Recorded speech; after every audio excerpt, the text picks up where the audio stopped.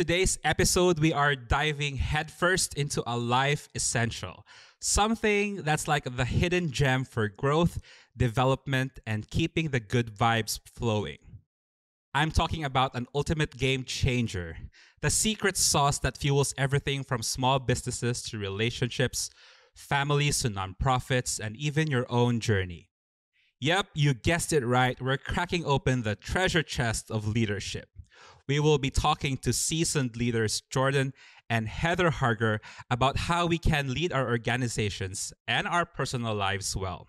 I am your host, Norbert Elnar, and welcome to the Making a Masterpiece podcast. Hi, everyone. I am personally very excited about today's episode. This family story goes beyond boundaries, like literally. A family of 6 whose journey reads like a gripping novel. They left a life of golf course living to serve others, lived in a 300 square foot RV, made a home in Africa, found friends among the homeless, delivered babies in the middle of the slums, found the true beauty of diversity, and has navigated life through children with rare diseases and special needs. Guys, these are all true. They are the real deal. Please welcome this power couple. They are the missions pastor and director and the location pastor of West St. Pete Radiant Church in Florida, USA. What an honor. Welcome, Jordan and Heather Harger. The honor is ours, Norbert. We are so excited to be here with you and so excited to do this podcast. Wow. Thank you. Thank you so much, Jordan and Heather. Okay. My first question, I have said so many things in the intro, and people might be wondering if that's all true. Okay. Can you please... Guys, it is true. But Jordan, can you please introduce your family quickly? And maybe Heather, can you please tell us if everything is true? Go for it. Be happy to introduce our family. So like Norbert said, my name is Jordan. It's my wife, Heather. We have 4 amazing kids. We have our oldest, Esther, and our second child, Silas. They have just started university this week. So this is a new chapter for the Harger family. And then our third child is Phoebe, and Asher is our last one. And they also have just started school again here in the States. And everybody is doing great. We love it. And we're having a lot of fun. Yes.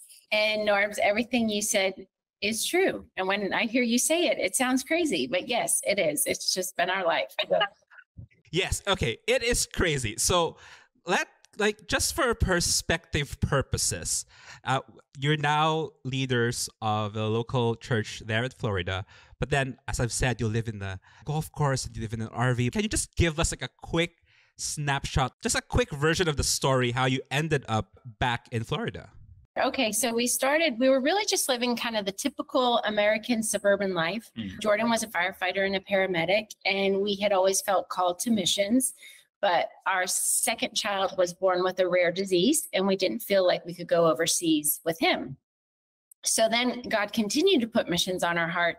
So we stepped out and we did training with the local missions organization, and Jordan left his job, and we were in the same town, which was really ironic, but we had to raise support. And so we moved into an RV, and from there, God just did an amazing work and opened up the doors to South Africa. There was enough of an infrastructure there that we felt like it would be okay for Silas's medical needs there. And we wound up there the most amazing years of our life. It was just absolutely incredible. And then after COVID, Norbert, as you know, just the mess of visas and different things, we found ourselves back in the States at the very, very end of 2020. And here we are now in Tampa, Florida. And the Lord continues to expand our territory, and we're just like blown away with what all he's trusting us to do. So it's exciting. Wow. That again is an incredible journey. And I think thank you so much, Heather, for like very well summarized version. But you mentioned that your second child, Silas, has a rare disease. Jordan, can you please tell us what kind of disease this is, and then how that has affected your life as a family and your ministry? Tremendously. So when Silas was born, the craziest thing, no matter what we feed him, about 75% of it would come out violently. And it took us up until he was about 3 to repeatedly taking him to doctors, trying to figure out what the problem is. Like, he wasn't developing, obviously, he wasn't thriving. He was only getting a quarter of the nutrients he really needed. So there were a lot of medical issues we were dealing with, but we finally at least got a diagnosis. And the name of the disease was called eosinophilic esophagitis. So try to say that 5 times fast. But we ended up having to fly him from Florida to Cincinnati, Ohio every 3 months and have him tested. They would put tubes and cameras down his throats and try to figure out what the problem was. He was put on food trials and testing things, which he would fail each one of them. He ended up going over a year of his life as a small child, having to drink this lab-made formula out of a box because he was allergic to everything, which he did. His condition was so bad that Anderson Cooper ended up having us up to New York to talk about his disease. But what was incredible about that time, even though that there was a call of missions on our heart, is that the Lord even used that for us to be able to reach out to people and to come alongside other families who were maybe having challenges with their children or medical needs. Heather started a blog, which gained quite a bit of popularity. And we just had our community come around us, which was so great. And then the bigger story of that was watching God respond to our obedience as he called us into different chapters, which were super scary. And all our friends thought we were total idiots. Something was really wrong with us. But we really felt like it was worth it. He was calling us to take a bigger and bigger step. And that's what led us to South Africa. And while we were in South Africa, we were still going through the therapy with Cy, but Heather especially had a very special moment with the Lord. And to make a very long story short, we saw miraculous healing on Silas's life, where all I can say is he eats more and more normal than any child we've ever known. And a lot. So he is now taller than me. He wears a size 15 shoe. I think he's catching up on all the years of all the food he missed. But we saw the Lord do a very powerful work in his life. Wow, crazy. Wow, let me just backtrack a little bit. So you're saying that Cy was allergic to food? Yes. All food. With this disease, kids can be allergic to maybe like a category of food. Maybe it's like dairy, and that's what causes the reaction in the esophagus. And they can take medicine, or it might be another kind of food. But no matter what we tried with Silas, his body reacted poorly to everything. And the scary thing is that over time, it can cause scarring and eventually permanently close your esophagus shut, which is not what you want. But thank God we were able to avoid that. Wow, incredible. Praise God. Heather, as a mom, how did that feel when the Lord finally healed? As a family, you went through it, but as the mom who was probably the closest person from the onset of him being conceived, how does that feel? How did that feel? It was incredible. I mean, it's a day that I'll always remember when the doctor called and said that he had 0 eosinophils, which had never happened before. Mm-hmm. And the first thing Silas and I did was we took communion together. Mm-hmm. And then I just stepped out in faith and just said, he's old enough now. If he does react to a food, he can tell us. And we were cautious, but we just started down the journey of letting him eat whatever. And he was fine. Yeah. Wow. And Jordan didn't mention it, but earlier in that week, we had seen a doctor and things did not look good. The few foods he had, they thought that they were going to have to take away again. Mm-hmm. So, and then by the end of the week, the biopsies came back negative. So it was great. Yes. It was amazing. Supernatural. I'm having goosebumps now again. That is absolutely just God. Wow. And now you guys are back in Florida and you are leading this amazing church. We wanted to talk about leadership, and you have led your family into different seasons for sure. I think my first question is, Jordan, as a leader who wears different hats in all the things that you are handling, is there 1 or 2 principles that you apply across all the spheres that you're leading? Gosh, that's a great question.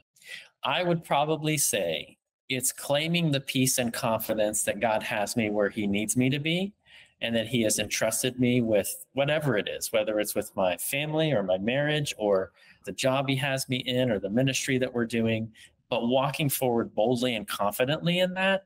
And, and there are times I don't always make the right call. I'm not perfect. And there are definitely mistakes that are made along the way, but still having the trust and the faith to walk forward into whatever he has for me and going for it. And I'm also a big proponent on failing forward. Like even when you do make mistakes, the Lord will use that to train you and shape you to prepare you for the next season. So one thing I'm not afraid of is failing. And that's been a great benefit for me. That's very interesting because I think a lot of leaders listening to us are really afraid to fail. And can you please elaborate on what you said, just like failing forward? What is that? Sure. Well, this is coming from somebody who was a former firefighter. I used to be the class clown in high school. So risk is part of my DNA. Yes. So I may not be the best person to ask because give me a chance to jump out of an airplane or do whatever, and I'm going for it. But I completely understand where other people come from, because when you put so much on the line and there's a lot to lose, of course, there's a lot of fear that goes around that. Yeah. But again, like I'm saying, you have to trust in the higher process. Yes. You have to trust that even if it does all fall apart, if you dedicate your plans to the Lord, if you're putting him first, you really can't fail, because even what looks like a failure here, the Lord will use to turn into something good. And I do trust that. I do trust that things are connected in a way that I may not see now, but he has a greater plan, and I just have to put it in his hands and do my part. That is gold. And I think that really is very valid. Now, Heather, I know that you're a homemaker and you're the more organized one, and you probably are the less risk taker than Jordan. How do you support him as the leader? I mean, I have known you guys personally, so I have a little bit of a idea how you operate, but your personality as Heather is a little bit different from Jordan. So how do you support that kind of leadership across all spheres again? Yes. I do like stability, but I know that Jordan's walk with the Lord is authentic. And I feel like when God has opened up the doors of opportunity for him, God's opened up the doors of opportunity for me as well. And even for our kids, when we were making the decision to go to South Africa, our kids were an integral part of that. Even when there has been failures and doors have been closed, just to be able to look back and see that was all a part of God's plan to bring us where we are now. I know in whatever comes next, God's in control. And I think Jordan is an incredible leader, and I trust him. And who people see on Sundays, Norbert, as you know, is who he is at home. And so I just know in the end, it's going to be okay as long as we're just walking in obedience. Yeah. Correct me if I'm wrong. You're saying that the kind of leadership that you see in every sphere that you guys are leading is the same. Yes. Okay. And I would say our relationship and the way it complements each other, we do our best because we both have blind spots. I'm just thinking, absolutely. There's a lot of things you wouldn't do, but I would naturally do, and vice versa. Yeah. And so we try to understand that and obviously walk in wisdom. But I'll also tell you this funny story is that we took a personality test a few years ago, and it came up just saying that Heather needed, what's valuable to her is safety and security. And I essentially had to come to her on my knees and say, I have not given you safety or security since we've been married. Please forgive me. So I've been working on that a little bit more, trying to be a little more stable. But along with that, I think I've seen God move and at work in ways that I wouldn't have had I just stayed in the same place, when just been in this secure little spot. So the risk has been really great for me. Yeah. Wow, amazing. Wow, that's actually a very, very, I would also say divine and supernatural wisdom, because normally I think it's normal for leaders to assert there's sort of power and authority. But I think the dynamic that you guys show is very different. The give and take, and nobody's above anybody. It's not a power struggle in any sort of form. So that's, I think, to me is very special. And you can see that in the kids, in the family, and yeah. Okay, let us talk a little bit about your nonprofit. And you guys have a nonprofit called NOMUC, and you're advocating, just a zero waste in the life of everything around the life.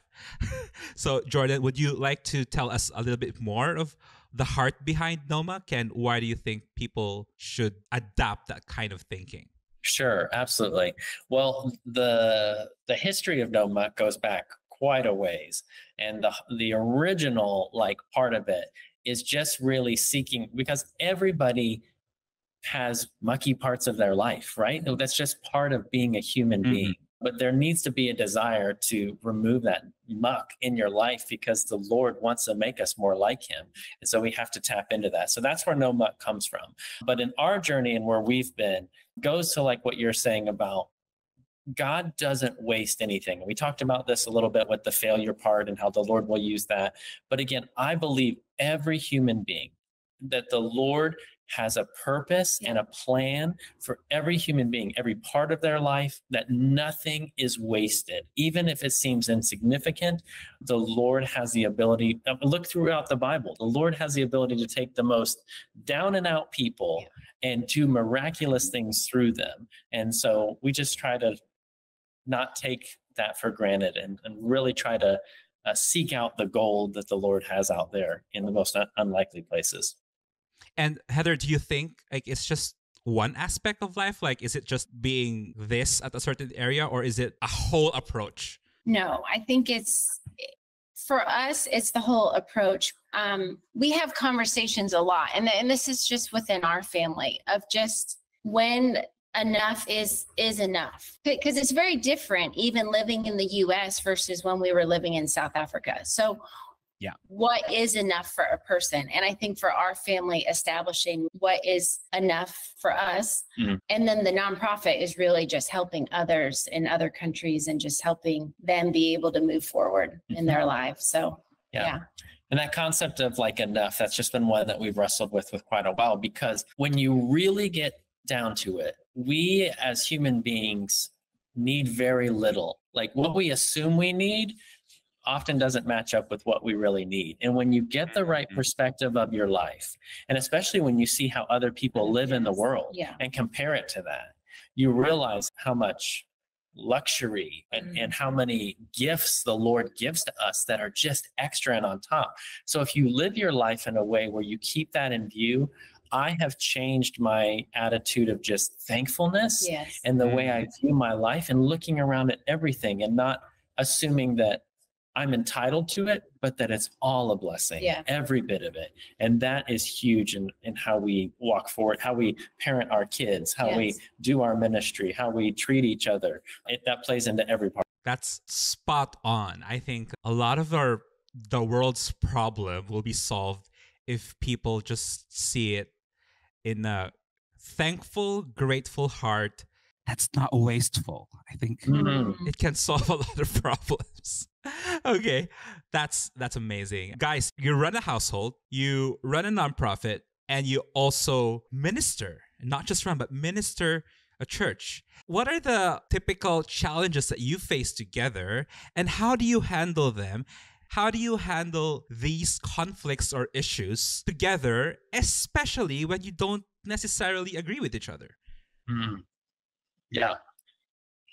Want to say? Yeah, I was just going to say, on top of that, we work together. And I think, and some of it's just age and how long we work together.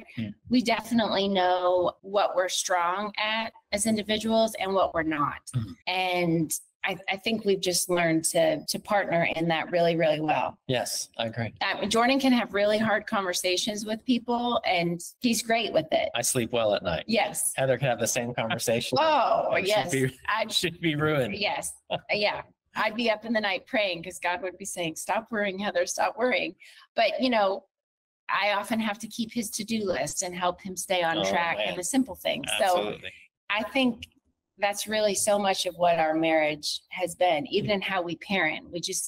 We know each other's strengths, and then where one is weak, the other steps in. So, yeah. That's really amazing. We are almost at the end of our conversation. I've got I have one more question here on my list. What important leadership lesson do you want your children to know by heart? That one, or Norb knows this one. Absolutely. So honestly, this has been a supernatural thing, and I don't even remember I know we had a book that touched on it. I don't even know how the book came in our hands. But anyway, we have tried to revolve our lives and our parenting and our family and how we around the concept of honor. Yes. We use that word a lot.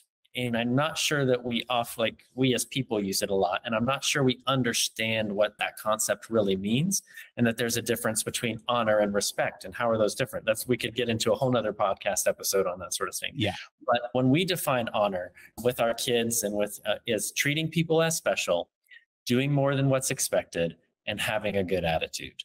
And so when you live a life that what you're aiming for is trying to out honor one another and out serve one another, we just find that life operates so much better that way. And so we really just try to do that with everybody we come in contact with. And again, are we perfect?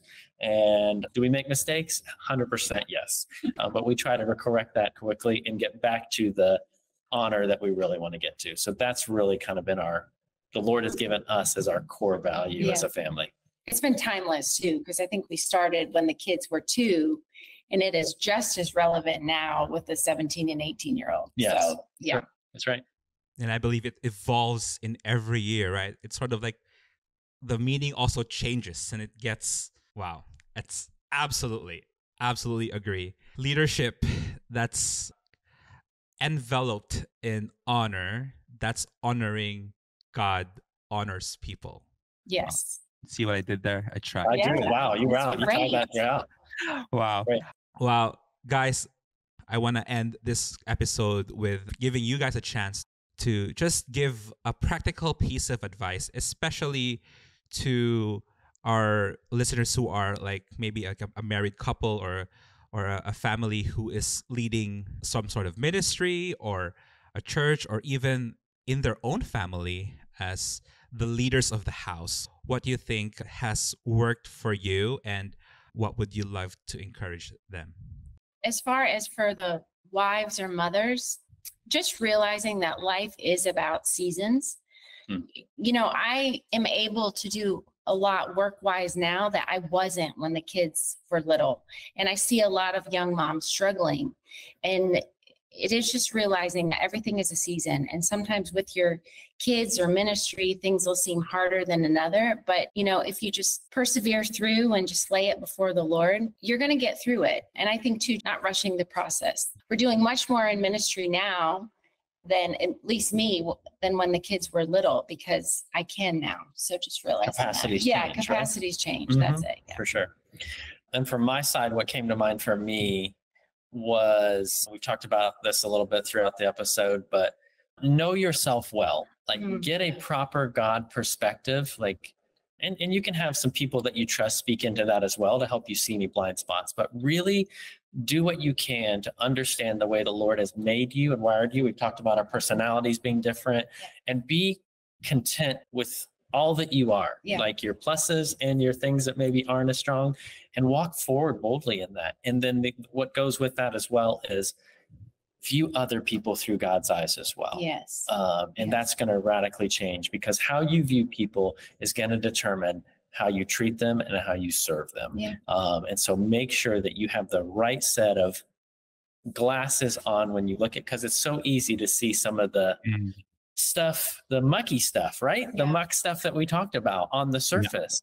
But when you get underneath that and you see what God really has inside of people, it's incredible. And we love to dig that out whenever we can.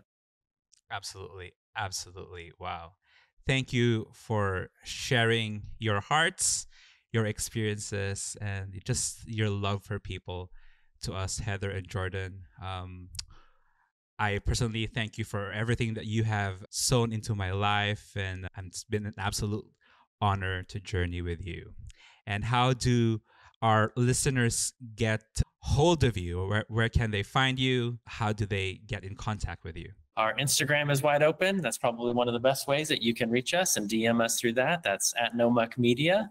You can reach us that way. That's probably the best way, I'd say. And then we would be happy to help you from there. That'd be great. And you can see pictures of our crazy life from there, from all the seasons that we talked about on the show. That'd probably be the best and easiest way to do that. Thank you so much, Heather and Jordan. Guys, please go ahead, go to their Instagram, check their account. These are real people with real faith, real love for Jesus. And, you know, Brand building is a journey. Whatever your season you're in, your leadership matters. Leading your organization with honor and seeing people in the perspective of God is the game-changing secret sauce. I'll see you again next time. Thank you for joining us. Have a great day. Thank you. Great. See ya.